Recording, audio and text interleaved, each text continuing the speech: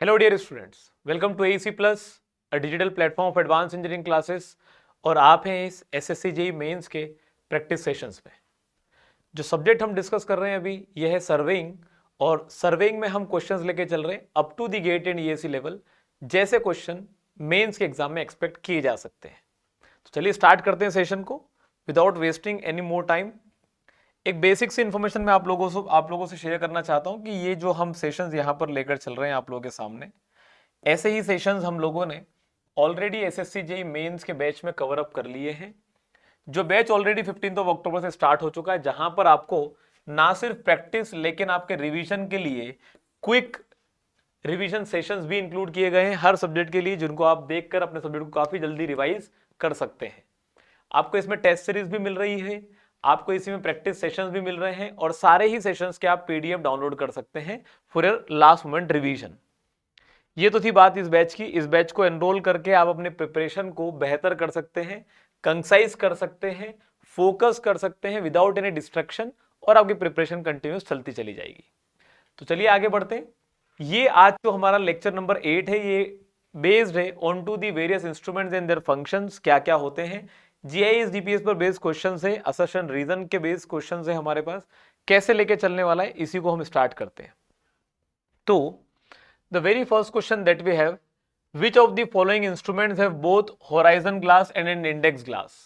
ऐसा कौन सा इंस्ट्रूमेंट है जिसमें दोनों तरह के ग्लासेस होते हैं, होराइजन ग्लास और इंडेक्स ग्लास? जितने भी एंगुलर मेजरमेंट डिवाइसेस हैं उनके अंदर अगर हमारे पास स्पेसिफिक एंगल का मेजरमेंट करना होता है तो उसके लिए हमारे पास होराइजन ग्लास और इंडेक्स ग्लास दोनों किसी एक पर्टिकुलर एंगल पर इंक्लाइंड होते हैं। एंगल ऑफ इंक्लिनेशन किसी एक पर्टिकुलर एंगल पर इंक्लाइन होते हैं, which is equal to theta के बराबर। तो जो उनके द्वारा रेस टकराकर पहुंचती है तो उसमें हमारे पास जो एंगल ऑफ डेविएशन बनता है, angle of deviation of the rays is usually equal to twice of theta के बराबर, डबल रिफ्लेक्शन के कॉन्सेप्ट से। ऑप्टिकल स्क्वायर में होराइजन ग्लास और इंडेक्स ग्लास जरूर लगता है, किस लिए होता है? परपेंडिकुलर ऑफसेट ले करवाने के लिए। लाइन रेंजर में जो है लगे होते हैं दो आइसोसेलेस ट्राइंगल। आइसोसेलेस ट्राइंगल की जगह कहते हैं प्रिज्म, जो कि रेंजिंग में काम आते हैं without the help of any of the person. मतलब एक अकेला इंसान भी रेंजिंग कर सकता है by the help of this optical device line ranger. Box extent हमारे पास जो है वो क्या मेजर करने में काम आता है? हॉरिजॉन्टल एंगल मेजर करने में काम आएगा। हॉरिजॉन्टल एंगल मेजर करने में काम आएगा on the similar manner. Pedometer के अंदर हमारे पास ये एक इलेक्ट्रॉनिक डिवाइस है। क्या है ये? इलेक्ट्रॉनिक डिवाइस है, जो कि क्या पता करता है? इलेक्ट्रॉनिक डिवाइस जो नंबर ऑफ स्टेप्स काउंट करता है, नंबर ऑफ स्टेप्स काउंट करता है। तो किन के अंदर लगा होगा? ऑप्टिकल स्क्वायर में लगा होगा, बॉक्स एक्सटेंट में लगा होगा। 1 and 3 would be the correct answer. Clear है बात इतनी? आंसर क्या हो जाएगा? C is going to be the correct answer. अगला पूछा है, which one of the following instruments can be use as a clinometer? Clinometer के रूप में किसको इस्तेमाल किया जा सकता है? अभी हम लोगों ने पढ़ा प्रिज्म स्क्वायर जो है वो हॉरिजॉन्टल एंगल मेजर करता है, और हॉरिजॉन्टल एंगल लिखने के बजाय डायरेक्ट लिखता हूं परपेंडिकुलर ऑफसेट। परपेंडिकुलर ऑफसेट लेकर आने में मदद करता है, तो इसे क्लिनोमीटर के रूप में इस्तेमाल नहीं कर सकते। लाइन रेंजर अभी हम लोगों ने देखा। एबनी लेवल की बात करते हैं, ये है मॉडिफाइड, ये है मॉडिफाइड हैंड लेवल है, मॉडिफाइड हैंड लेवल है, और साथ में इसी के अंदर क्लिनोमीटर का फंक्शन भी इन्वॉल्व कर दिया जाता है। मतलब हम मॉडिफाइड हैंड लेवल की मदद से क्या कर सकते हैं? लेवलिंग भी कर सकते हैं, और साथ में क्लिनोमीटर की मदद से हम वर्टिकल एंगल भी मेजर कर सकते हैं, वर्टिकल एंगल भी मेजर कर सकते हैं। If you talk about the optical square, तो ऑप्टिकल स्क्वायर और प्रिज्म स्क्वायर दोनों सेम फंक्शन है, परपेंडिकुलर ऑफसेट लेकर आने में काम आते हैं। पूछा है इनमें से कौन क्लिनोमीटर के रूप में यूज किया जा सकता है, तो वो कौन है? Ebony level. ठीक है, अगले पे बात करते हैं। अगला क्वेश्चन है हमारे पास, for airborne application and materialization of GPS receiver and easy construction which is most frequently used antenna. तो अब देखो एयरबोर्न एप्लीकेशन मतलब हमारे पास जो हम एयर के थ्रू ट्रांसमिट करते हैं अलग अलग तरह की वेव्स, और उनका हम रिसीविंग करते हैं और उनके थ्रू हम इंफॉर्मेशन कैरियर को रिसीव मतलब इंफॉर्मेशन कैरियर के रूप में यूज करते हैं और इंफॉर्मेशन एक जगह से दूसरे के सेंड करते हैं, तो उनको रिसीव करने वाला जो हमारे पास डिवाइस है उसे हम कहते हैं रिसीवर, और भी बेसिकली कॉल इट एज, उसी के अंदर इन्वॉल्व होता है हमारे पास एंटेना, और उसी में इन्वॉल्व होता है हमारे पास सिग्नल सेक्शन, जो किसी एक पर्टिकुलर फ्रीक्वेंसी पर आने वाले सिग्नल को किसी दूसरी फ्रीक्वेंसी में कन्वर्ट करते हैं, वो हमारे पास जो है वो फ्रीक्वेंसी सिग्नल सेक्शंस होते हैं।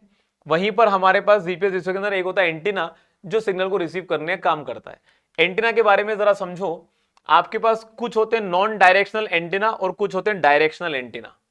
नॉन डायरेक्शनल एंटीना मतलब जैसे आप लोगों ने आपके वाईफाई डिवाइसेस में देखा होगा, एक एंटीना लगा होता है जो हर डायरेक्शन में क्या कर सकता है, हमारे पास जो भी हमारे हम जो भी सिग्नल देना चाहते हैं वो हम किसी भी डायरेक्शन में देकर और किसी भी डायरेक्शन से ले सकते हैं। ऐसे हमारे पास रॉड एंटीना या ओमनी डायरेक्शनल एंटीनाज या फिर लैन एंटीनाज होते हैं। कुछ होते हैं डायरेक्शनल एंटीनाज, जैसे कि डायपोल एंटीना हो गया, यागी एंटीना हो गया, ये आप लोगों ने देखे होंगे, पुराने जमाने में यही यूज होते थे, but they used to be directional. ये दो डायरेक्शन में ही जो है वो हमारे पास सिग्नल को रिसीव कर सकता है और वहां पे सेंड कर सकता है। These are the same manner. Parabolic आप लोगों ने जो आपके टीवी के रिसीवर जो मतलब जो आप लोगों ने एंटीनास देखे होंगे वो ऐसे ही बने होते हैं, जो एक किसी डायरेक्शन से ही हमारे पास रिसीव कर सकते हैं। अब ये सब चीजें हो गई हमारे pass on a wide variety, अलग अलग तरीकों से बड़े लेवल पर।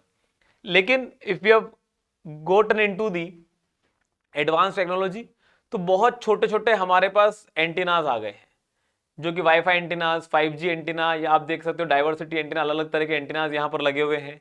अलग अलग तरह के एंटीनास लगे हुए, जिनमें से इन एंटीनास को कहा जाता है क्या, माइक्रो स्ट्रिप एंटीना, जो बहुत छोटे होते हैं and they are basically easy to construct.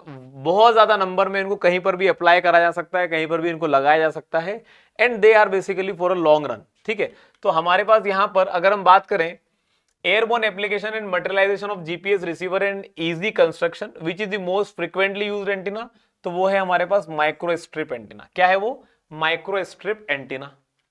अगले क्वेश्चन पे बात करते हैं। The observations made over the same area on different dates to monitor ground features like crop growth is called, क्या होता है।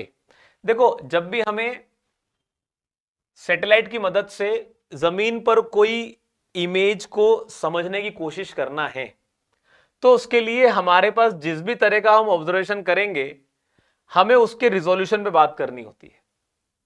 अब वर्ड को जरा समझिएगा।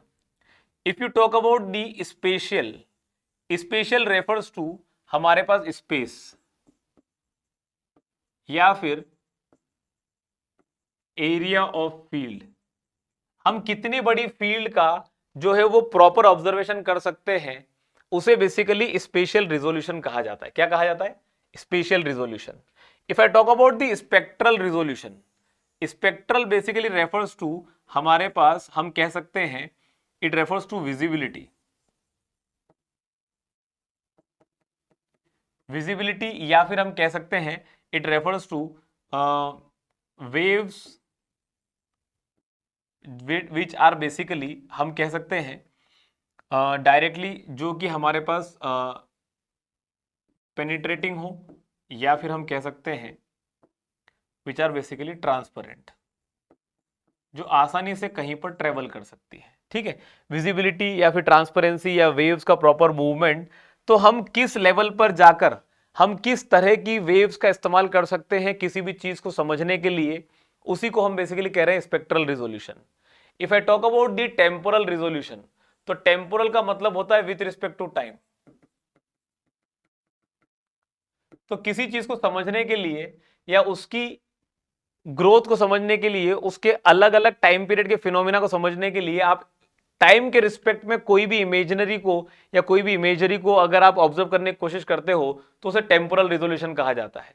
रेडियोमेट्रिक रिजोल्यूशन का मतलब यह होता है कि आप किसी एटमॉस्फेरिक विंडो में, किसी एटमॉस्फेरिक विंडो में आप सिग्नल्स को कितना पावरफुल भेज सकते हो। ठीक है, सिग्नल्स को कितना पावरफुल आप भेज सकते हो, उसी को बेसिकली रेडियोमेट्रिक रिजोल्यूशन कहा जा रहा है।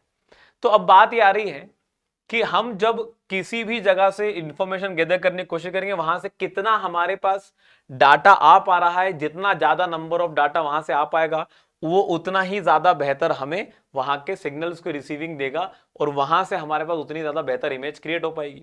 तो वो कहला रहा है रेडियोमेट्रिक रिजोल्यूशन। अब बात चल रही है यहां पर observation made over the same area on different dates, same area on different dates. तो डिफरेंट डेट्स हमारे लिए बात आती है जो कि विद रिस्पेक्ट टू टाइम की बात चल रही है। तो इसमें कौन सा वाला रिजोल्यूशन बेहतर काम करेगा? That is the temporal resolution. Answer क्या हो जाएगा? A is going to be the correct answer. अगला क्वेश्चन पूछा है, consider the following parameters in respect to radar principle. Radar क्या होता है? रेडार हमारे पास जो है एक ऐसा सिस्टम है जो कि अपने खुद के सिग्नल्स को, जो कि अपने खुद के सिग्नल्स को क्या करता है? पहली बात तो एमिट करता है, एमिट करने के बाद वो कहीं पर रिफ्लेक्ट होंगे और रिफ्लेक्ट होने के बाद फिर वो प्रोपोगेट होंगे और फिर इनको रिसीव किया जाएगा और रिसीव करने के बाद इनको अब ऑब्जर्व किया जाएगा कि कैसी इंफॉर्मेशन लेकर आए हैं। तो रेडार्स हमारे पास जो है जो खुद अपने सिग्नल्स को भेजकर उन्हीं को रिसीव करते हैं, तो क्या ये एक्टिव सेंसिंग सिस्टम कहलाएगा? बिल्कुल कहलाएगा। जो खुद अपने आप पर बेस्ड है वो एक्टिव सिग्नलिंग सिस्टम या एक्टिव सेंसिंग सिस्टम कहलाएगा। Electromagnetic radiation of wavelength is in centimetre range, बिल्कुल सही बात है। इसको जरा समझेंगे, कैसे समझेंगे ये देखो। If you see this diagram, तो हो ये रहा है एटमॉस्फेयर से आने वाली हर तरह की आपके पास रेज, हर तरह की वेव्स जो होती हैं वो हमारे अर्थ के एटमॉस्फेयर में एंटर करने के पहले कई तरह की गैसेस, कई तरह के हमारे पास जो है अगर हम देखें तो कह सकते हैं कई तरह के पोल्यूटेंट्स की वजह से कुछ हमारे पास हमारी रेज और वेव्स ट्रैप हो जाती है, वो आगे नहीं बढ़ पाती। तो अब जरा देख रहे हैं आप, अल्ट्रावायलेट, एक्सरेज और गामा रेज, ये जो है ये हमारे पास किसी हद तक हमारे एटमॉस्फेयर को पास करके हमारे कंप्लीट इस सरफेस पर टॉपोफिजिकल रीजन में नहीं पहुंच पाती। तो इन रेस के लिए हमारा एटमॉस्फेयर एक ओपेक कंडीशन क्रिएट करता है। विजिबल लाइट पूरी तरह से फ्री है, पूरी तरीके से एम्प्टी विंडो मिलता है, इसीलिए हम इसे देख पाते हैं, हम आसानी से दिन के रोशनी में देख पाते हैं। Atmosphere opaque to the wavelength that are basically the in the case of microwaves. कुछ हद तक इंफ्रारेड भी है, सारे इंफ्रारेड नहीं है, कुछ हद तक इंफ्रारेड है। हाँ, रेडियो वेव जो है वो हमारे पास मैक्सिमम जो है वो हमारे लिए क्या है, वो completely transparent to the atmosphere है। और वहीं पर हमारे पास जो हमारे थोड़े से ज्यादा वेवलेंथ वाले हमारे रेडियो वेव्स हैं वो थोड़े से कहीं ना कहीं हमारे पास जो है वो ट्रैप हो जाते हैं। तो आप जरा देखो, जैसे जैसे हम यहां पे जाते चले जा रहे हैं रेडियो वेव्स की तरफ, the wavelength is getting increased.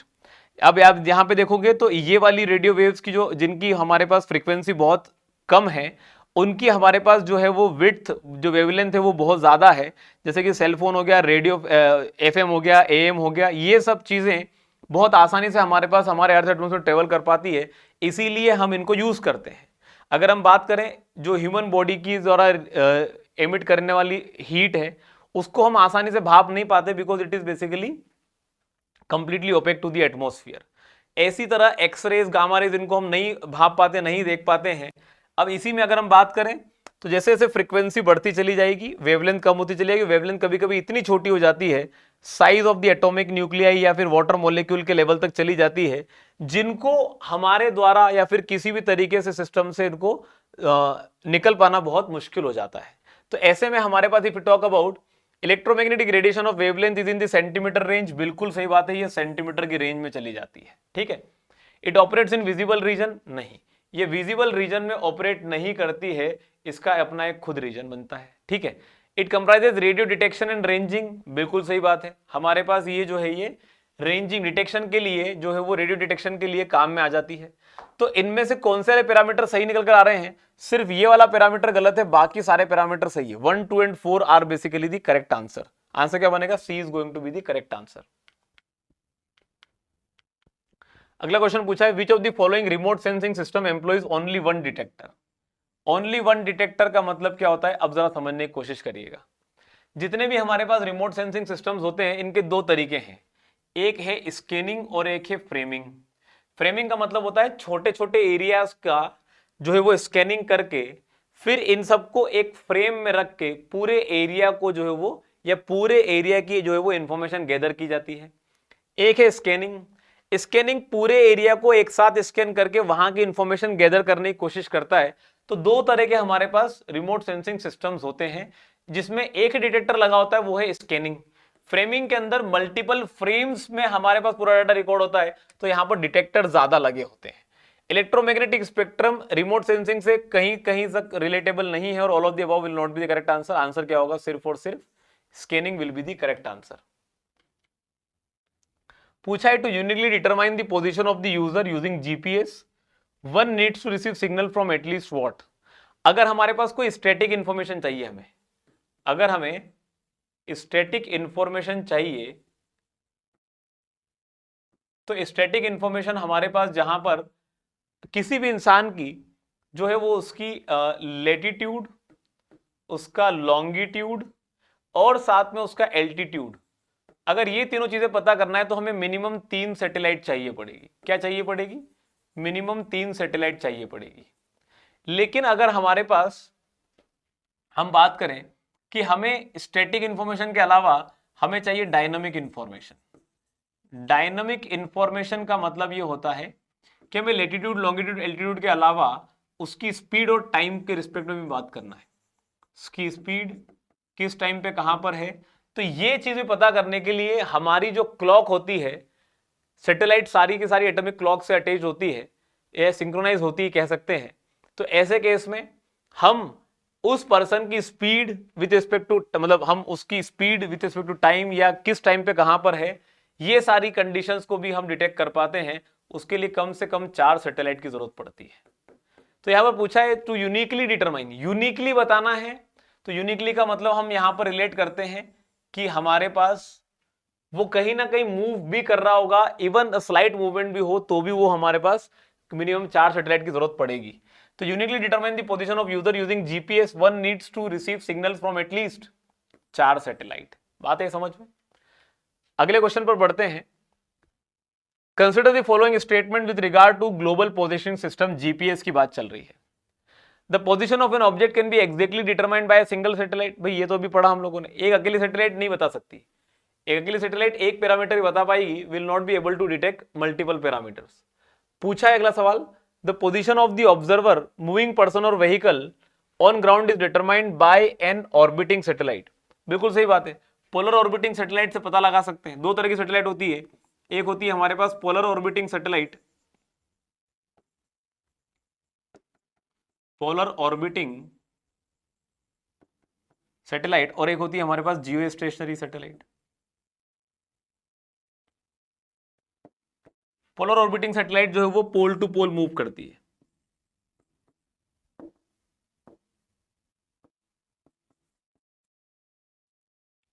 Incline to north south direction, और हमारे पास ये पोल टू पोल जो है वो मूव करती है। रेंज इसकी मतलब जो हाइट है वो बहुत ज्यादा नहीं होती। जियो स्टेशनरी सैटेलाइट जो होती है ये हमारे पास इक्वेटोरियल, या फिर ये हमारे पास एग्जैक्टली अबाउ दी रीजन होती है जहां पर हमें कंटिन्यूस मॉनिटरिंग चाहिए। तो वहां पर हम कह सकते हैं कि इसकी जो हाइट होती है वो बहुत ज्यादा हो जाती है, नियर अबाउट 36,000 किलोमीटर की हाइट पर ये प्लेस्ड होती है। तो पोजीशन ऑफ द ऑब्जर्वर हम क्या हमारी ऑर्बिटिंग सैटेलाइट से पता कर सकते हैं? बिल्कुल पता कर सकते हैं। Atomic clocks are fixed in satellite to calculate the positioning of the satellite to aid in determining travel times. ये भी बात बिल्कुल सही बात है। Absolute positioning where accuracy of 1 centimeter to 5 centimeter is needed depends upon the health of the satellite। बिल्कुल सही बात है, ये भी हमारे पास जरूरी है। सैटेलाइट अगर अच्छी कंडीशन में है तो ही पता लगा पाएगी, वरना इट लैक्स। तो हमारे पास यहाँ पर ये जो हम बात कर रहे हैं, हमारे पास जितना भी जीपीएस का डाटा निकल कर आता है, सिविलियंस के लिए इसमें जानबूझ के नॉइज डाली जाती है, मतलब एरर डाला जाता है, so that it does not harm various conditions या फिर various parameters of the individual.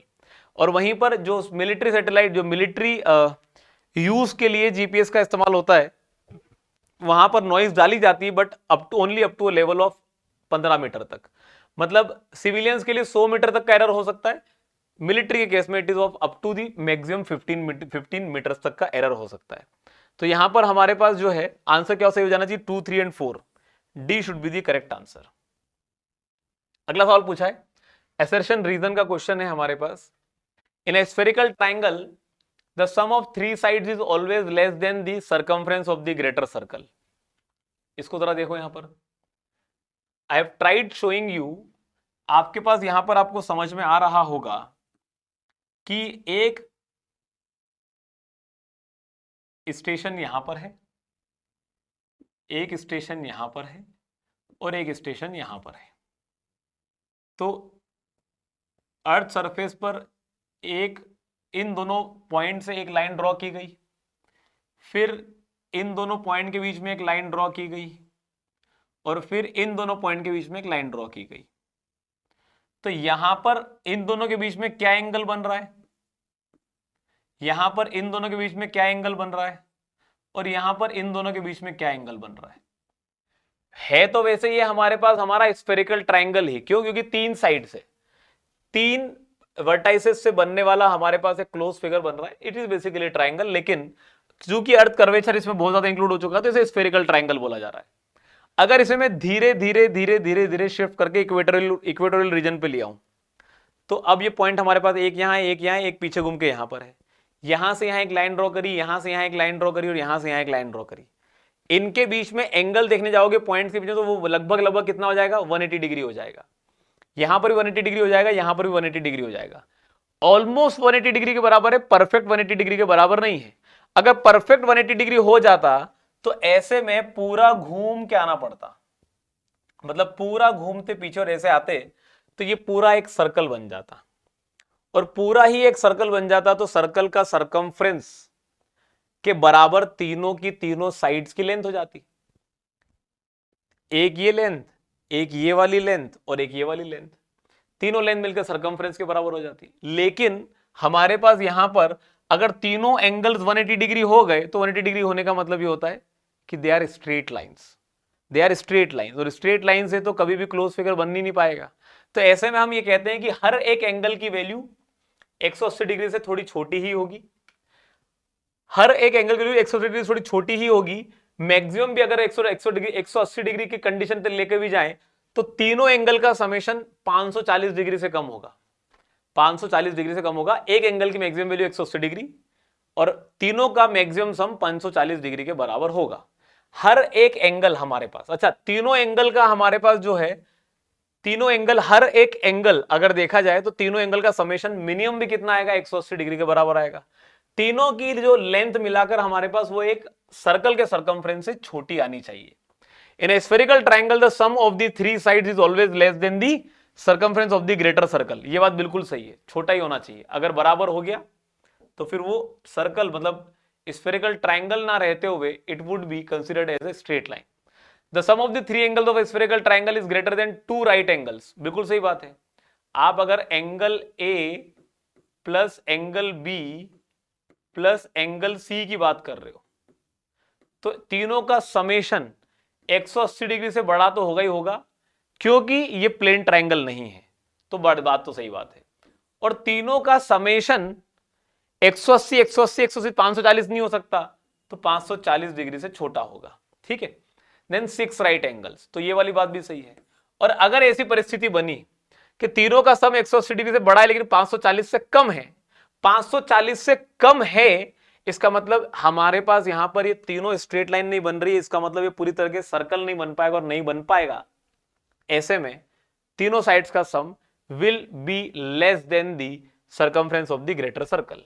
चलिए, तो अगर देखा जाए असर्शन तो सही है, sum of the 3 angles of a spherical triangle is greater than 2 right angles but less than 6 right angles. ये वाली बात भी बिल्कुल सही है, बातें दोनों सही है, लेकिन इसकी वजह से कैसे कंडीशन बन जाए कि ये हमेशा हमारे पास जो है वो circumference of the greater circle से छोटा ही रहे तीनों एंगल्स की साइड, इसका हमारे पास करेक्ट एक्सप्लेनेशन रीजन नहीं दे पा रहा है। तो आंसर क्या हो जाएगा, B is going to be the correct answer. बाकी सारी प्रॉपर्टीज जो है वो, any angle is less than 180 degree, हर एंगल जो है वो 180 डिग्री से छोटा ही होगा। Sum of the 3 angle is greater than 180 but less than 540। Sum of any two side is greater than the third side, smaller angle is opposite to the smaller side, और सम of the three side is less than the circumference of the greater circle. Clear है बात इतनी? चलिए आगे बढ़ते हैं। On the next question, ज्योरेटिक survey can not be done for works requiring high precision. क्यों यार? जब हम सर्वे का क्लासिफिकेशन करते हैं तो ये जो क्लासिफिकेशन है ये बेस्ड ऑन एक्यूरेसी तो है, बेस्ड ऑन एक्यूरेसी तो है, based on extent of area या एक्यूरेसी रिक्वायर्ड। ज्यादा एक्यूरेसी चाहिए तभी तो ज्योरेटिक सर्वे करते हैं, कम एक्यूरेसी चाहिए तो हम करते हैं प्लेन सर्वे। तो can not be done for works requiring high precision, ये तो स्टेटमेंट ही गलत हो गया, और गलत है तो अब सोचने की जरूरत ही नहीं, हमारा आंसर तो यही वाला सही होगा। ठीक है, लेकिन आगे पढ़ लेते हैं। The curvature of earth is accounted for measurement in geodetic survey. बिल्कुल सही बात है, कर्वेचर अर्थ का लेके चला जाता है, तभी तो हमारे पास जो हर ट्रायंगल बनेगा स्फेरिकल ट्रायंगल बनेगा, और स्फेरिकल ट्रायंगल में जो समेशन है of the angles is always greater than 180 degree, हमेशा जो है वो वही निकल कर आएगा। तो स्टेटमेंट 1 गलत है, स्टेटमेंट 2 सही है। आंसर क्या होना चाहिए? D should be the correct answer. अगला सवाल पूछा है, whole circle bearing of a line is preferred to quadrantal bearing system. क्यों? क्योंकि होल सर्कल बियरिंग सिस्टम में हमारे पास एंगल जो है वो 0 से 360 डिग्री के बीच में होता है, और डायरेक्टली हम किसी भी एंगल को पढ़ के हम उस लाइन के बारे में बता सकते हैं वो लाइन कहां पर होगी, राइट। क्वाड्रेंटल बियरिंग सिस्टम में एंगल की रेंज होती है 0 से 90 डिग्री, तो यहां पर यूनिकनेस खत्म हो जाती है, यूनिकनेस खत्म हो जाती है। फिर यूनिकनेस को बनाए रखने के लिए हमें क्वाड्रेंट बताने की जरूरत पड़ती है, हमें क्वाड्रेंट बताने की जरूरत पड़ती है। तो कंडीशन ये आ रही है कि दोनों में से ऐसा सिस्टम, दोनों एंगल बताएंगे, दोनों सही बताते हैं, गलत कोई नहीं बताता, लेकिन ज्यादा किसको प्रेफर करेंगे? Which is always unique for each and every angular measurement. तो हमारे पास वो वाली बात सही है। रीजन की बात करें, bearing is completely specified by an angle, हमने यहां पर एंगल के द्वारा सब कुछ बता दिया लाइन के बारे में, कौन से क्वाड्रेंट में है, कहां से मेजर किया गया है, यहां पर हर चीजें हमारे पास रिलेटेबल है। एंगल 0 से 90 डिग्री है, ऐसी कई लाइन हो सकती है जिनका एंगल 0 से 90 डिग्री हो, फिर सबके लिए बताना पड़ेगा कौन सी लाइन कौन से क्वाड्रेंट में है, उसका क्या डायरेक्शन है, और वो कहां से मेजर की गई, सब कुछ अलग से बताना पड़ता है। यहां पर सब कुछ प्री डिफाइंड है। तो bearing is completely specified by an angle, ये वाली बात बिल्कुल सही है, ये वाली बात बिल्कुल सही है, और एक्सप्लेनेशन भी क्या है? करेक्ट है। आंसर क्या हो जाना चाहिए? A is going to be the correct answer. अगला सवाल पूछा है, the angle made by the lines of the magnetic force with the earth surface is called dip.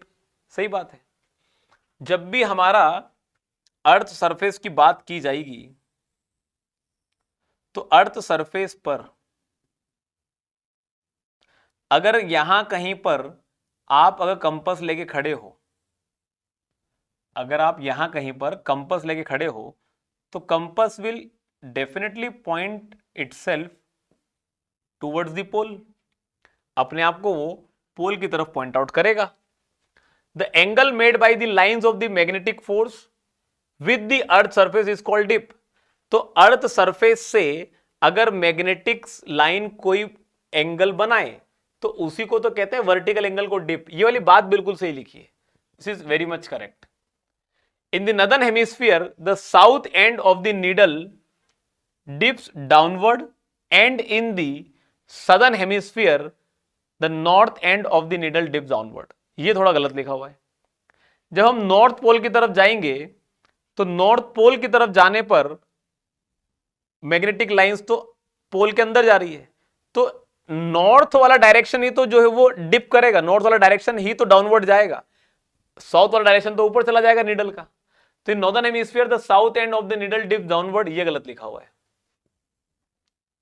अगर ये गलत लिखा हुआ है तो ऐसे में हमारे पास रीजन गलत है, और अगर रीजन गलत है, असर्शन सही है, रीजन गलत है, तो A is true but R is false. Answer क्या हो जाना चाहिए? C should be the correct answer.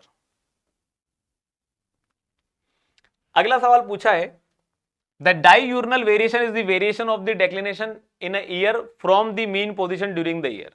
वो गलत लिखा हुआ है। डाययूर्नल वेरिएशन हमारे पास जो है वो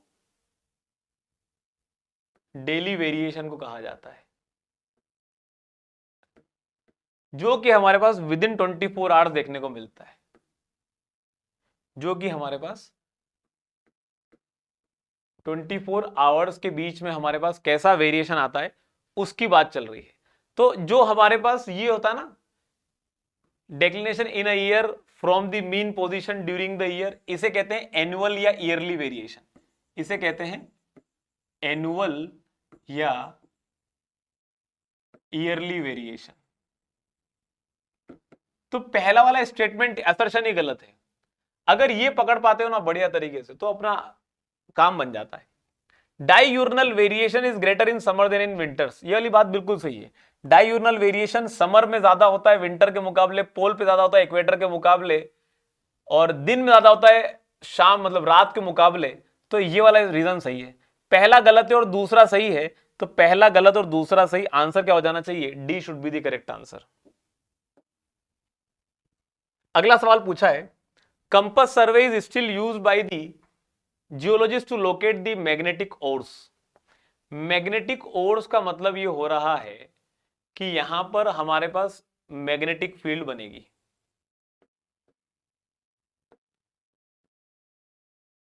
magnetic field will be observed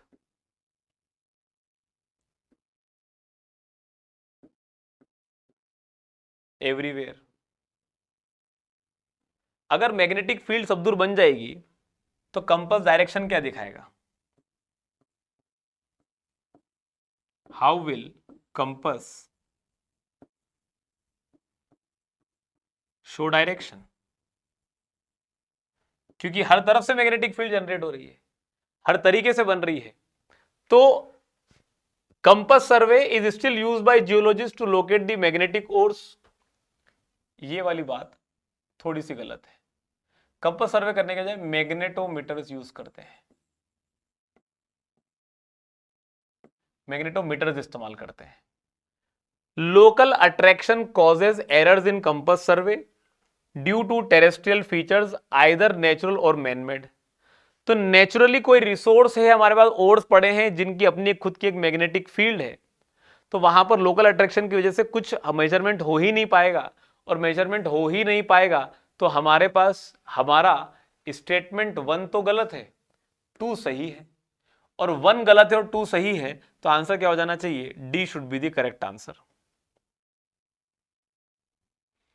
अगला सवाल पूछा है, the vertical angles can not be measured by the method of repetition.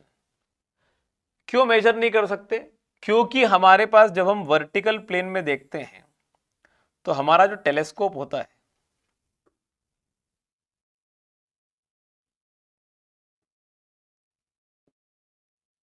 ये टेलीस्कोप हमारे पास यहां से यहां तक घूम सकता है, ठीक है, और इसमें हमारे पास इतना ही मूवमेंट पॉसिबल है। जब हम हॉरिजॉन्टल प्लेन में बात करते हैं थियोडोलाइट की मदद से, so in the horizontal plane we measure from A to B, फिर हम B to A to B, B to A. There are multiple angles that can be measured from one single position.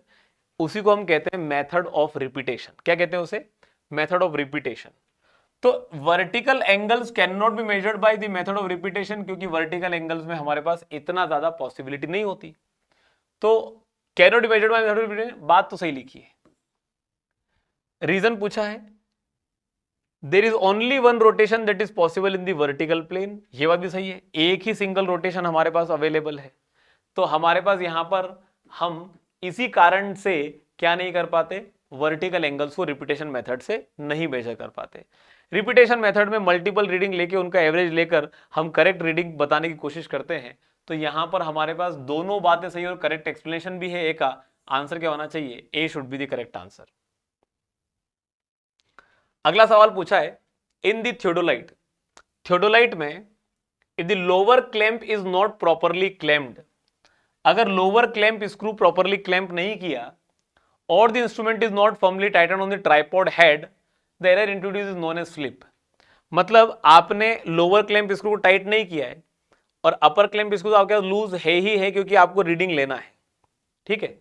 तो आप अपने telescope को move करा रहे हो तो आपकी अपर प्लेट लोअर प्लेट के रिस्पेक्ट में घूम रही है, लेकिन किसी टाइम पर अगर ये लोअर प्लेट भी थोड़ी सी चल गई तो there will be no relative movement between upper and lower plate, और नहीं होगा तो इस टाइम पर जो बीच में गैप आया जिसमें कि दोनों प्लेट एक साथ मूव कर गई, इसी वजह से हमारे पास रीडिंग जितनी आनी चाहिए उतनी आ नहीं जाती और नहीं आ पाती, तो उसे कहते हैं स्लिप। तो बात तो सही लिखी है, हमारे पास ये वाली बात सही लिखी है। If the shifting head is loose, हमारे पास जहां पर हम ट्राइपॉड को फिक्स करते हैं, अगर वहां पर हमारे पास प्रॉपरली फिक्स नहीं हो पाया, shifting head is loose, the error slip will be introduced. तो यही वाली बात तो वहां पर भी लिखी है, दोनों बातें एक जैसी हैं। जो यहां लिखा वो यहां लिखा है, यहां लिखा है लोअर क्लैंप इसको टाइट नहीं किया तो रीडिंग लेते वक्त हमारे पास एक एरर आ जाएगा जो कि कहलाता है स्लिप। और यहां बोला है कि अगर हमारा शिफ्टिंग हेड लूज है, भाई लूज क्यों है, क्योंकि हमने क्लैंप इसको टाइट नहीं किया, तो लूज है, तो लूज की वजह से जो एरर आ रहा है उसे क्या कहेंगे, स्लिप आ जाएगा।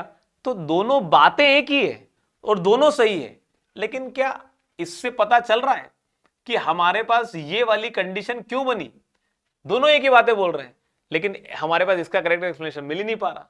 तो ऐसे में हमारे पास आंसर क्या हो जाएगा, B is going to be the correct answer. अगला सवाल पूछा है, reciprocal levelling is adopted to decide the precise difference of level between 2 points at a considerable distance apart. Considerable distance apart मतलब large distance.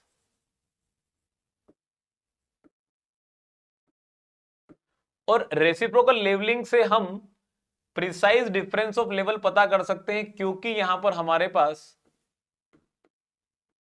Error gets cancelled. जो error आते हैं हमारे पास दोनों जगह से वो अपने आप कैंसिल हो जाते हैं। तो पहली वाली बात सही लिखी है, असर्शन सही लिखा है। Reciprocal levelling eliminates error due to curvature, refraction and line of collimation not being exactly parallel to the bubble line. ये वाली बातें भी सही है, तीनों बातें सही है। और हमारे पास रीजन तो सही है लिखा है, और जबकि ये तीनों तरह के जो एरर आते हैं इनको एलिमिनेट कर पाता है हमारे पास, इसीलिए तो हम इसको precise difference of level between 2 points जो कि बहुत दूरी पर रखे हैं उनके लिए इस्तेमाल करते हैं। तो असर्शन बात सही है, रीजन वाली बात भी सही है, और असर्शन को सही तरीके से जस्टिफाई भी कर रही है। तो आंसर क्या हो जाना चाहिए, both A and R are true and R is the correct explanation. Answer क्या होना चाहिए, A should be the correct answer. अगला सवाल पूछा है, curvature correction must be applied when the sides are long. क्यों भाई, क्योंकि कर्वेचर करेक्शन होता है माइनस ऑफ 0.0785 डी का स्क्वायर। डी जितना ज्यादा छोटा होगा, distance between the staff and the instrument जितना छोटा होगा, अगर ये जितना छोटा होगा ये एरर भी उतना ही छोटा आएगा। तो कर्वेचर करेक्शन मस्ट है अगर साइड ज्यादा लंबी है, क्योंकि वो एरर बड़ा है।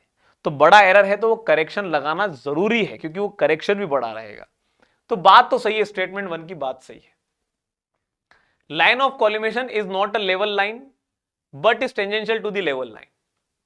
तो कर्वेचर करेक्शन क्यों अप्लाई करना जरूरी है लॉन्ग साइड्स में, क्योंकि लॉन्ग साइड्स में जब अर्थ घूम चुका होता है तो अर्थ के घूमने के बाद जो इंस्ट्रूमेंट होता है, इंस्ट्रूमेंट से जो लाइन ऑफ साइट निकलती है ये होती है हॉरिजॉन्टल लाइन, और हमें जो रीडिंग मिलती है वो इसी के रिस्पेक्ट में मिलती है। हमें एक्चुअली में रीडिंग चाहिए होती है हमारे लेवल लाइन के रिस्पेक्ट में, समझना जरा अभी। और यहां पर हमारे पास अगर हम देखें तो रीडिंग चाहिए होती है इसके रिस्पेक्ट में, मिल रही होती है इसके रिस्पेक्ट में, तो ये है हमारा सीसी। तो जितनी ज्यादा दूरी बढ़ेगी तो ये एरर बढ़ेगा, तो सीसी लगाना जरूरी है। लाइन ऑफ कॉलिमेशन हमारे पास हॉरिजॉन्टल लाइन होती है, is not a level line and is tangential to the level line. बिल्कुल सही बात है। तो हमारे पास यहां पर अगर हम बात करें स्टेटमेंट 1 भी सही है, स्टेटमेंट 2 भी सही है। क्या statement 2 line of collimation level line नहीं है और ये हॉरिजॉन्टल लाइन है, इसकी वजह से जो एरर आता है तो वो एरर हमारे पास लॉन्ग साइड में ज्यादा आएगा, इसलिए इसका करेक्शन लगाना जरूरी है, बात वो भी सही है। तो हमारे पास स्टेटमेंट 1 भी सही है, स्टेटमेंट 2 भी सही है। करेक्ट एक्सप्लेनेशन बताता है क्या? बिल्कुल बताता है। अगला क्वेश्चन है, when a contour survey of a steeply sloping area is envisaged, जब हम करते हैं तो tacheometer methods are often used. कारण क्या है उसका? टेक्योमेट्रिक मेथड, टेक्योमेट्रिक मेथड हमारे पास जो है वाइडली यूज होती है, use for measuring distance in hilly areas, और हम इससे लेवलिंग भी कर सकते हैं। ठीक है, लेवलिंग भी कर सकते हैं। तो when a contour survey of a steeply sloping area is envisaged, tacheometric method are often used. कारण हमारे पास क्या है वो देखते हैं। असर्शन तो सही लिखा है। Stadia tacheometry leads to more accurate computation of length compared to steel tapes method in however cautious and carefully manner. ठीक है, तो कहने का मतलब ये है कि स्लोपिंग ग्राउंड पे, अंडुलेटिंग ग्राउंड पर स्टील टेप से ज्यादा बेहतर मेजरमेंट हमारा स्टेडिया टेक्योमेट्री कर पाता है। और कर पाता है इसीलिए हम कंटूर सर्वे करते वक्त किसी स्टीपली स्लोपिंग एरिया में टेक्योमेट्रिक मेथड का ज्यादातर इस्तेमाल करते हैं। तो रीजन तो सही है, और रीजन जो लिखा है वही कारण है कि हम क्यों टेक्योमेट्रिक मेथड का इस्तेमाल कर रहे हैं। तो आंसर क्या बनेगा? ए भी सही, आर भी सही, और R is the correct explanation of A. तो आंसर क्या हो जाना चाहिए? A should be the correct answer. चलिए ठीक है, okay. So this was today's session. आशा करता हूं आप लोगों को काफी हेल्प मिल रही होगी इन सेशन से। ऐसे ही सेशंस में मिलते हैं अगले लेक्चर में। Till then, good bye.